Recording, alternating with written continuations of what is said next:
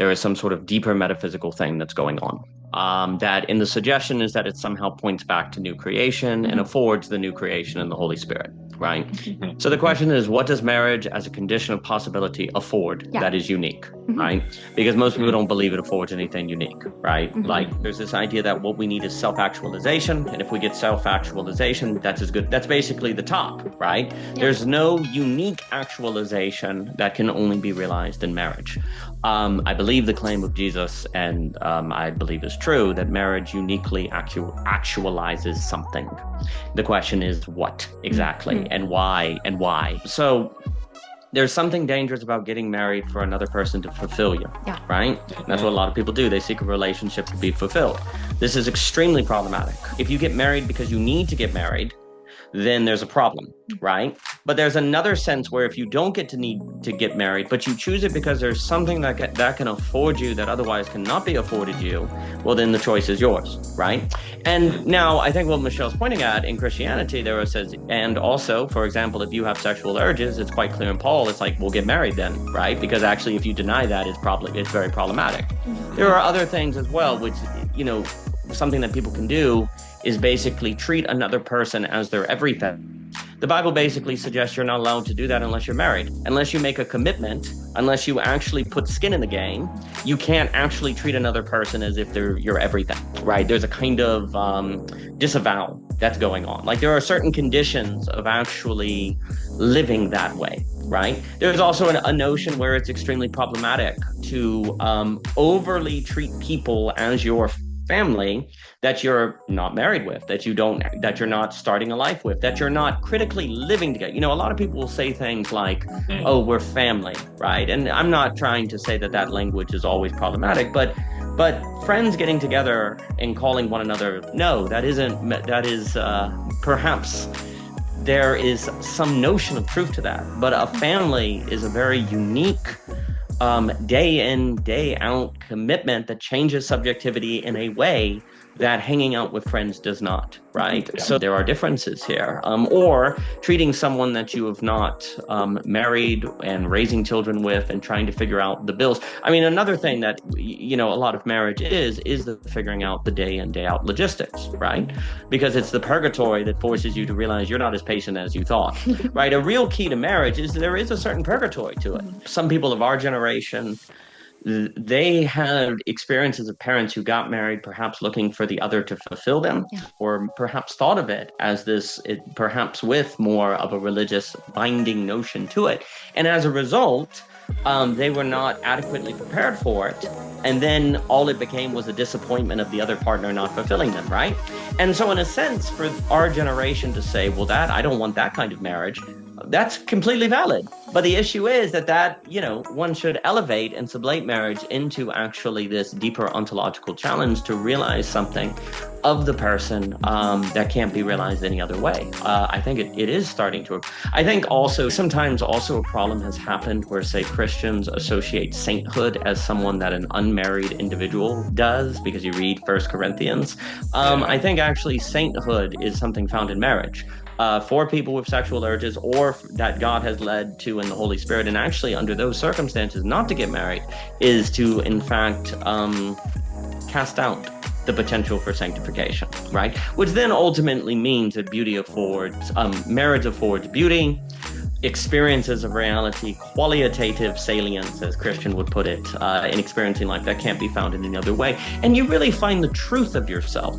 This also can't be overstated. Like when you're an isolated person, it is easier, I think, to perhaps fall into self-deception, self-images of oneself, notions of who you are. But when you're day in and day out living with another person, you find out the truth of yourself. And then what can happen is people, rather than owning that shadow and facing it, they can blame the other person for it, right? And that's a key mistake that's made in marriage all the time, as opposed to seeing it as the condition that brings out the real in that sense that's talked about in psychoanalysis, so that you can face it. If it's not seen that way, then you begin blaming the other person. But then if it is seen as this deep spiritual challenge, this is the person you're fighting with. This is with, not against, that you're taking on this deeper spiritual warfare with, not against. And that you can achieve a kind of we actualization, a relational actualization with that person that you can't do any other way, in facing those challenges. And that brings a depth to life that can be found no other way. Those are some opening thoughts. Yeah, no, it's beautiful, beautiful. I'm almost like overwhelmed with the amount of juicy nuggets in there. Um, yeah, it's so good. So, I briefly kind of mentioned marriage as like a creative act and thinking about it in that way. And I've been thinking a lot recently about the idea that constraints actually afford creativity. And that kind of seemingly paradoxical notion that the more you actually confine and restrict your choices, the more you actually have to act creatively within that to bring it out. And so, I think a lot of people, kind of throw around sentiments like, oh, like, I don't really want to be tied down to one person. Like, I want to keep my options open. The kind of slog, like some people I think of marriage as like a slog. Like it's kind of just like, Yep. because you're seeing all manner of the spectrum of someone. You're not just seeing them at their best. You're seeing them when they're tired, when they're cranky, when they're, trying to put the baby to bed. And you have to tarry with that. And it would be much easier just to, when the sparks start to fizzle, right? It's like, okay, that's done. And so that conceptualization of the constraint as being, well, constraining, like, and like not life affirming, but whatever the opposite of that is, soul draining. And I think my interest is exploring, because obviously that is not the case for you, and I've met other people for whom that constraint is precisely the opposite. And so my interest is like, how how is that possible? And how can we reimagine? And I don't think this just extends to marriage. I think this extends to, anything creative, where, the temptation as a creative person is to only do your craft when inspiration strikes, when you feel the muse, with you, instead of, was it Picasso who said inspiration strikes 7 a.m. every morning, when he sits down at the desk, right? And I can't remember who said it, but he's like, writing is easy. You just go to a typewriter and bleed. Hemingway. Yeah. Hemingway. Yeah. It's dangerous to marry someone who you're desiring to fulfill you. And kind of operating from this place of like lack from the very beginning. It's like, I'm empty, I need someone to fill me. I think that becomes problematic for many reasons. One is, when that person is, not inevitably not on fire with passion, what to do then, right? Like when they're not, filling your bucket in that way, what do you do? How do you remain present in that? And I think that's where the self-actualization piece comes in, because if you can really, sit with deeply and feel the range of emotions that you have, to train your attention, then you can come into the relational field not looking for something specific from that other person, but to really embrace the wholeness, the fullness of their being and their becoming as well. And people see that as a constraint, but like acting as if till death do us part means that, like, you have to face those shadows. Like you have to face that, because if you ignore it, suppress it, blame the other, eventually it's gonna break, because there isn't a growing of intimacy. There's a culture of judgment and power hierarchies and all those things. People are treating the other as their God, right? As their they're going to fulfill their life and they make them so happy and all good things, right? Except that we're both finite people. So yeah, that person is not, just spoiler alert, like they're not going to fulfill your every desire and your like existential need, like but that doesn't mean that they can't have such an abundance in their own self that you do in a way kind of come alive and come more into yourself.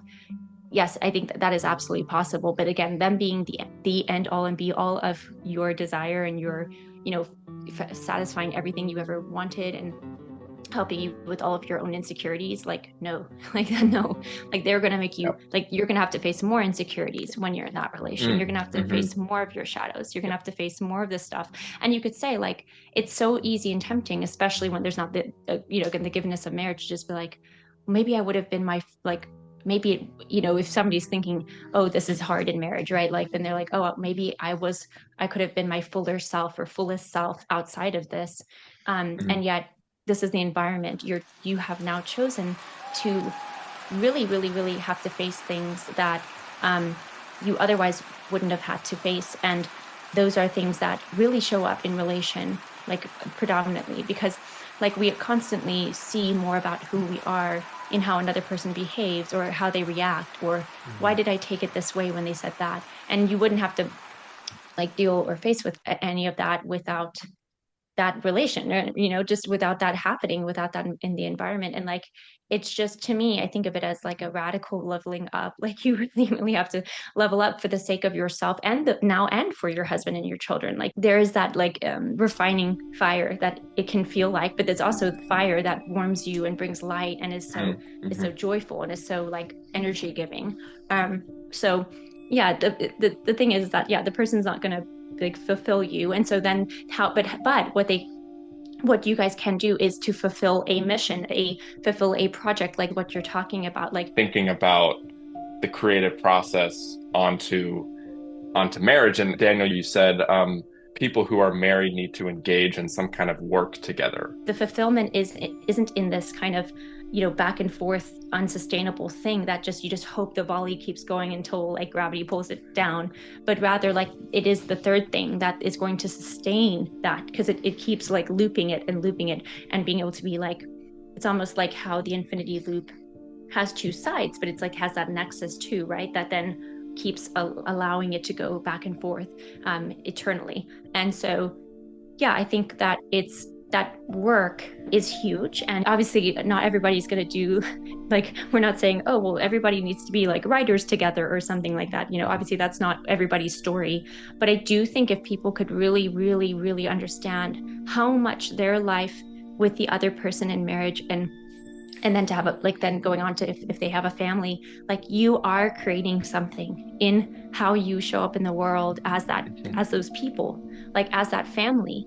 Like that is an art form, to create an environment, to create a home, to create a way of being, a way you receive other people, like in hospitality or different ways. Like that is a thing you're creating together.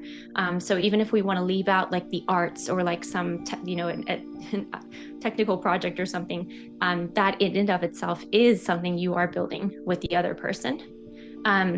And that will take quite a bit of work in and of itself, like really that will, because there's a lot of things you have to like redefine with each other, because you have your own microcultures from your own backgrounds and your own families. So to make a third thing is something that is a creation.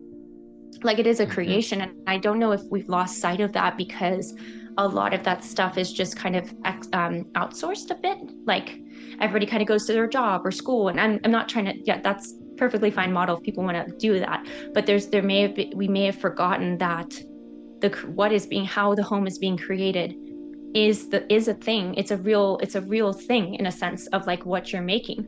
Now I think having additional things that you do together, whether it's like a business or writing or something you enjoy creating and making, can be great to make it more specific of like what's the thing you're able to be working on together.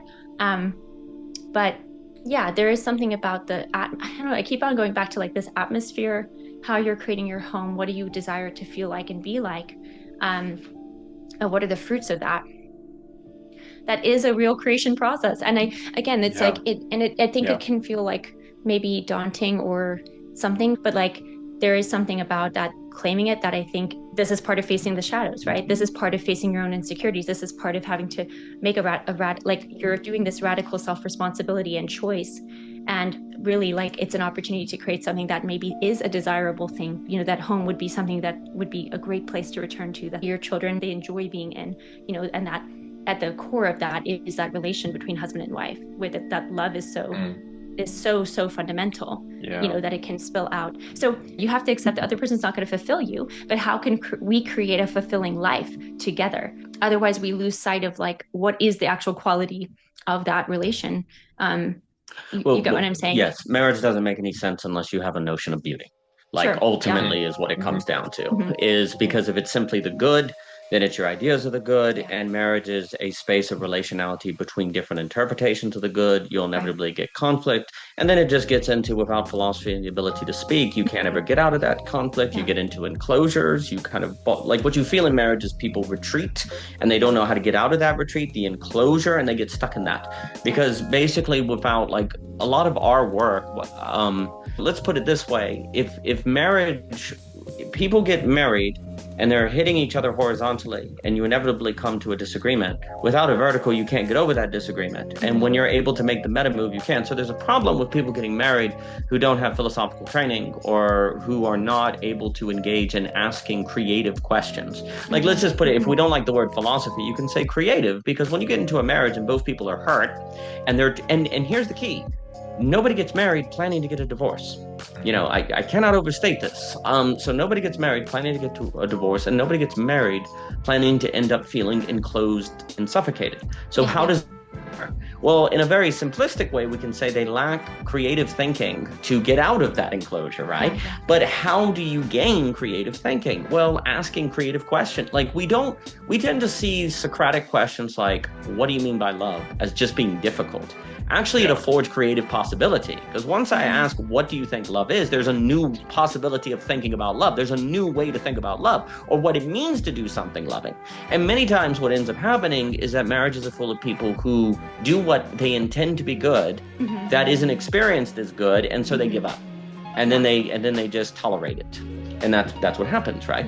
Well, then you need to break yourself out of your enclosures and different things. So there's a few more things on this notion of the limit. A gigantuous claim I would make is that it is impossible to experience the fullness of being human, which I do associate with experiences of beauty and intrinsic motivation and drive, unless you tarry with limitation.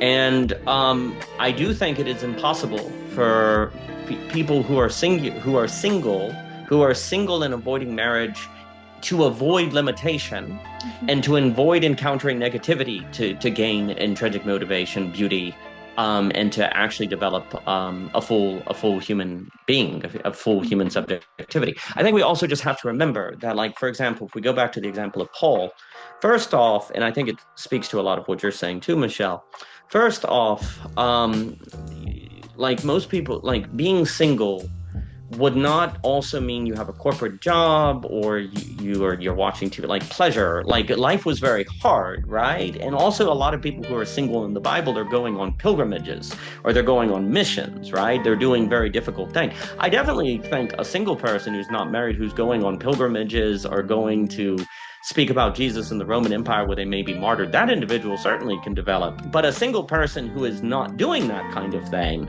no, because when we see, like in Paul, like you're facing fears, you're risking being martyred, like that sort of life of a single person is certainly going to develop sanctification.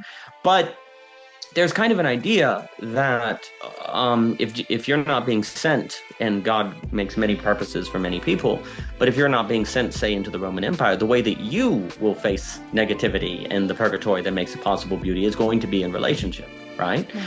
Which then affords possibilities of beauty that cannot happen. So I think a single person who's, going and seeing different women or different men at different events and traveling and living in different places, an individual who's living that kind of bachelor's life, which is basically keeping options open, they can't have beauty.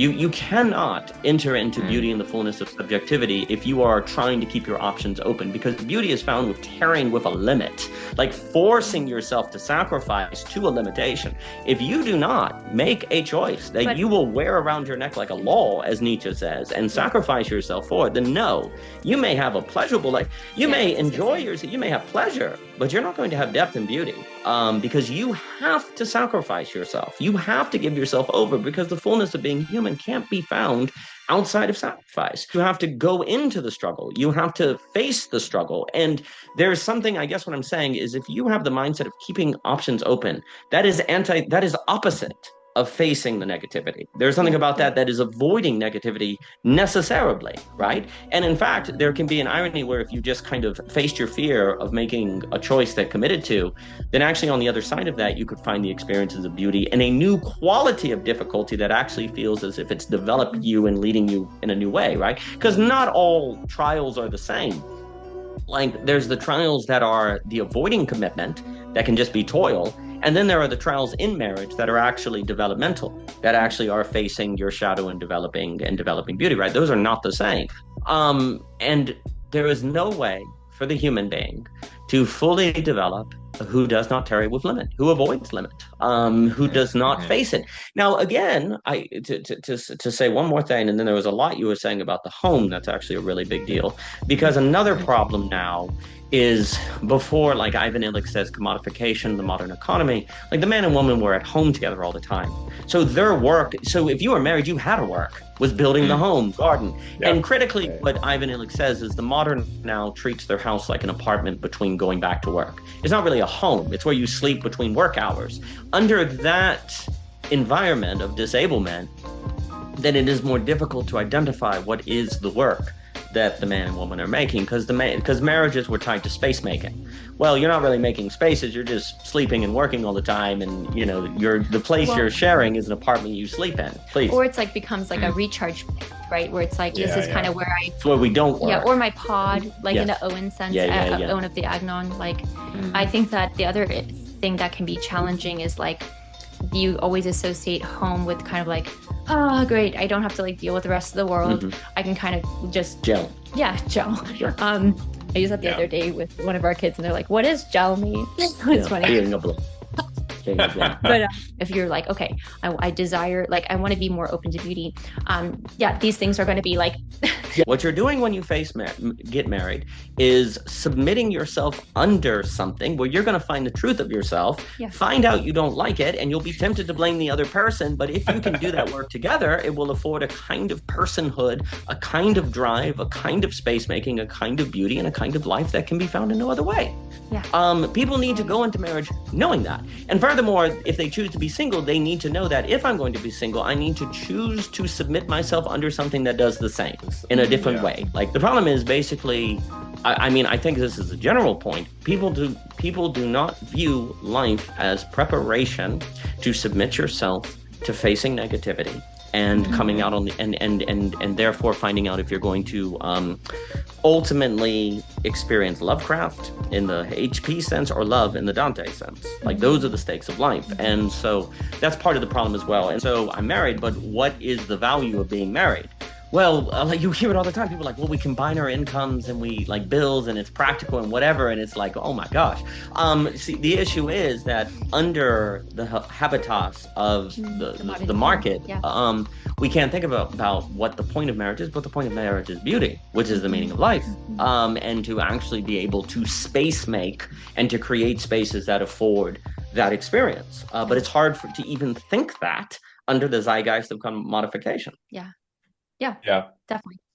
Yeah, there's so much there. The work of creating a home and creating a space is in and of itself like a work of merit. You know, you don't need to also be co-authors together. Like, if you take that seriously, you know, and if you do that with every fiber of your being, like that is the work. And it's also so true of how the home has kind of become an apartment between work. I think of a house as not just a place of recharge, because I see that often, like, and I hear this notion, you know, people come home after a long day of work and they're like, oh, I've had such a long day. Like, I kind of, like, I just want to be myself. Like, I want to take the mask, the performative mask that I have to put on at work, and I just want to take that off. And it's like, it almost becomes kind of an excuse for people to not be very kind to each other, or for like prototypically the husband to come home and expect the wife to cook and everything because he's out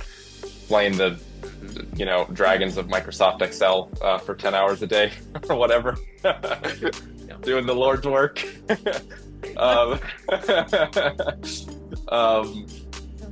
And that, yeah, like I think there's an interesting distinction between that and leisure, where it's more of a space of being and play. And sometimes that means, yeah, I'm really tired, you know, and I'm going to go take a nap, or we're kind of just going to be tired together. But that seems different than, yeah, the house as a pod, where it's like a resource. It's like my charging cable for my laptop. It's like, it's just electrons that go into this thing and recharge. And then, you know, like, look at the language we're even using, like recharge. So now we're thinking of ourselves as machines, you know, instead of beings. You really understand what it means to have those hands of care, where you're working skillfully to build something. And I think in the marriage act, it's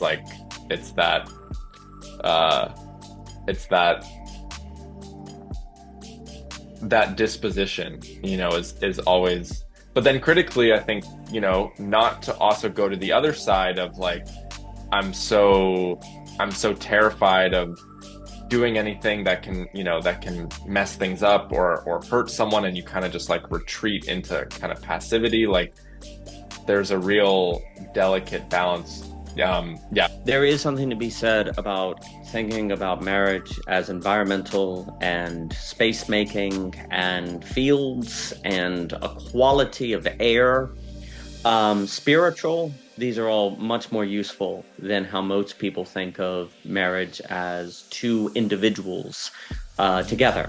Like, the relationship is more real than the individuals. There are plenty of people talking about that online, but that really is the case. Because if you think of a marriage as simply 1 + 1 or something like that, like you're adding together, it becomes very problematic, as opposed to you're talking about a geometrical situation, to use that language I like to use, which is environmental. And you, quote unquote, there's something bigger than yourself. And you can, I mean, even that language of guest, if you take seriously things like the spiritual, then you as human beings are in a sense a guest of that spiritual dimension. When you come in, like, you're kind of entering into marriage to enter into those forces that are at play, and it's not all about you. And obviously we spoke with the great Clayton about stewardship. Stewardship is a way more useful way to think about life, and the idea of marriage enables you to learn ways to steward that outside of marriage you couldn't learn. Like, that's also, I guess, another thing. Like, when I make the claim that you can't be fully human unless you accept limitation and tarry with negativity, well, the only way you can avoid negativity as such is to rely on technology, or to rely on a big other, or to rely on environment control and controlling. And you don't properly develop if you control everything, because that's the planning technological essence that leads to commodification of self-effacement and auto-cannibalism and all that stuff, which is deeply problematic. You have to learn how to be prepared.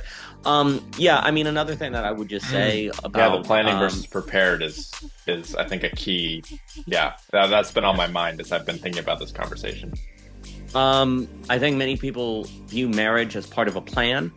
Like, I'm 30, I'm supposed to get married now, and they think about marriage, we're compatible in this way, and therefore it's quantifiable as being good, and so on, and then you're in trouble because you can't reduce what marriage is to quantifiable metrics, and you can't plan it. But stewarding and environmental metaphors and environments, that all makes you think in terms of prepared. Because you can't plan a garden. You can only create the conditions of a possibility and then be prepared for what occurs, right? So in that sense, marriage is way more like planting a garden than it is building a machine, as Michelle has brought up with Zeruba on, sociology of spaces and different things and the metaphors that those afford, right? I think that being the case, since you are dealing with something that is necessarily preparation based, there's going to be a lot of effective coordination between the people. That is really important. How do we prepare well for the unexpected versus plan away the unexpected? This is where there is a really big part where a lot of why people can't tarry with negativity or sublate limitation into the fullness of being human is because they don't know how to talk. Like, talking is in communication, people. So this is my bias, but many people will say all the time that relationships are about communication, that it's all about talking, right? Yeah, but what kind of talking? Like, what quality of talking, right?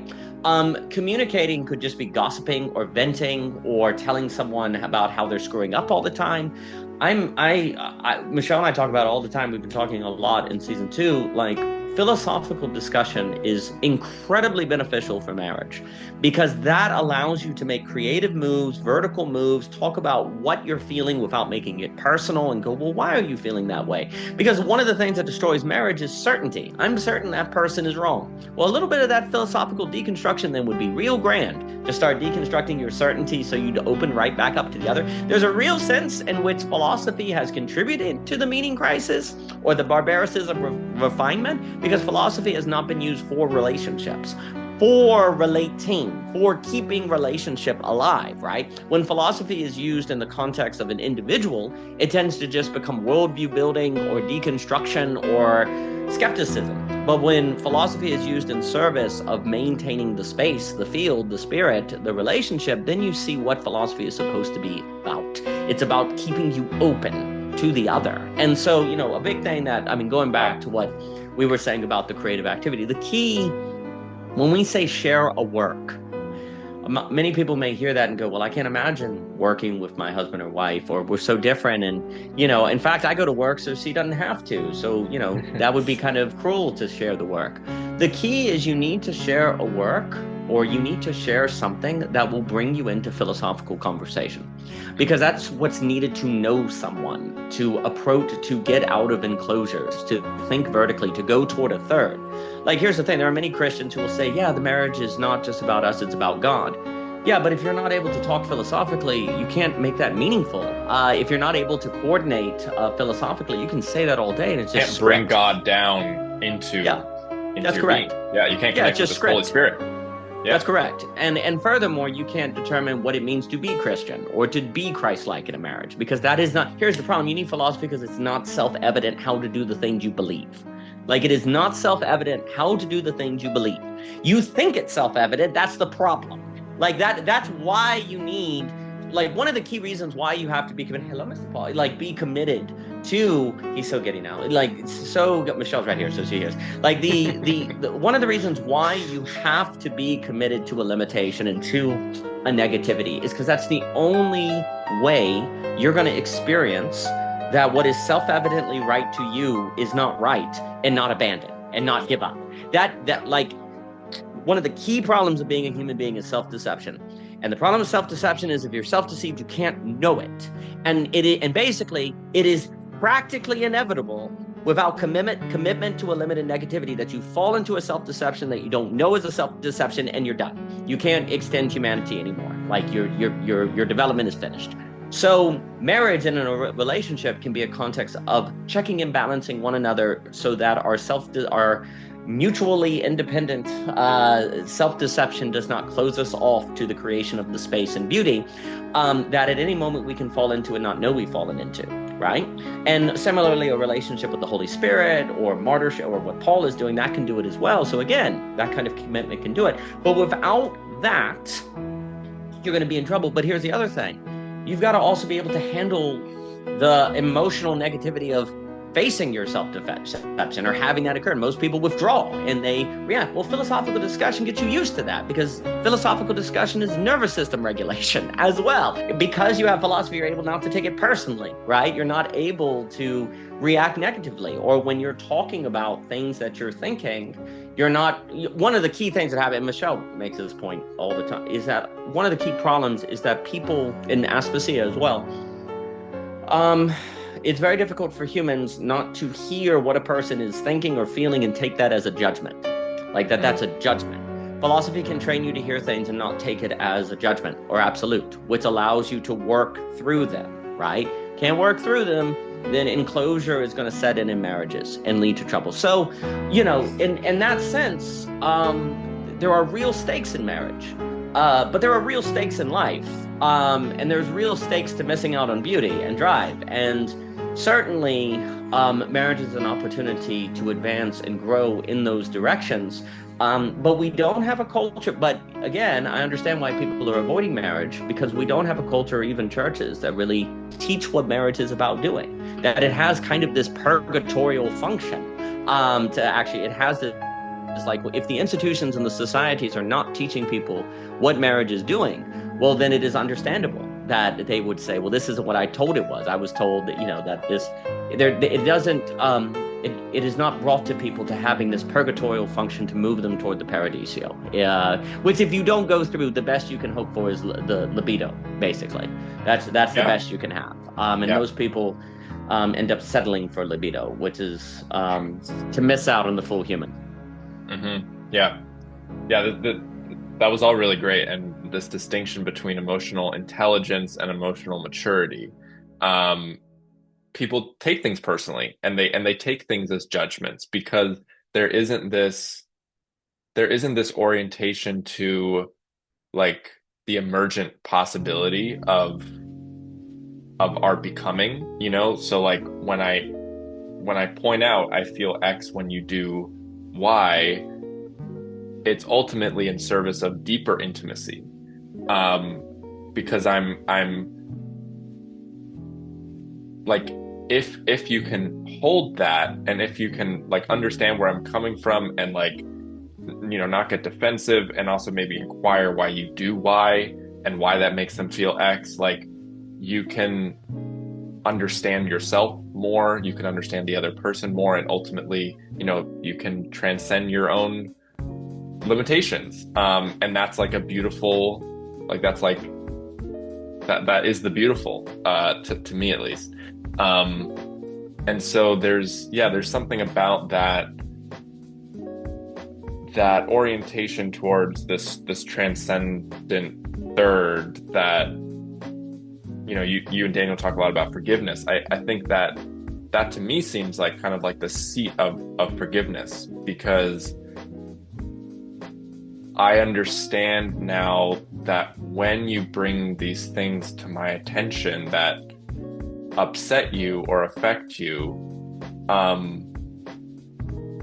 like, my overwhelming care and love for you supersedes whatever, you know, defensiveness that might. And it's not to say, like, that isn't, you know, like, Aspasia talks a lot about, like, expressions of anger and, like, not repressing that. Like, I think there's a place for, like, standing up for yourself, you know, but like, that's the philosophical discussions that marriage provokes, right? Is to, like, really get clarity on, am I acting out of my own, like, insecurities or judgments, or things that my family expected or did when I was a kid, that, oh wait, like, is that actually reasonable to expect my partner to do? Or, like, I think people go through this process, especially, like, early on in their first relationships, where they realize what they thought was normal to do in their family, you know, or what their parents expected of them, or what their parents thought was normal, is, like, actually kind of maybe crazy sometimes, or maybe, or at least not something that, if this other person doesn't do, is an indication that they're not. And that's why it comes back to the, like, fulfilling my needs thing, like, and I think that's where a lot of people get in a trap too is if it was modeled to me that women or men did X in the family and my partner, you know, isn't doing that, or maybe doesn't have the same value in doing it or appreciation as me, like that's another thing that you have to tarry with. Like, does that mean this person isn't right for me, that they're not a caring or is that kind of my framework that I'm coming from? So yeah, the philosophical discussions, because that's what you have to do to birth the third thing, to birth the new partnership, right? Because it's not just, it's not like you're kind of just taking the ingredients from Michelle and Daniel and kind of just smushing them together and seeing what cookie comes out of that. It's like you're making new flour or something. I don't know. I don't have a good metaphor for it. That's good. No. Yeah.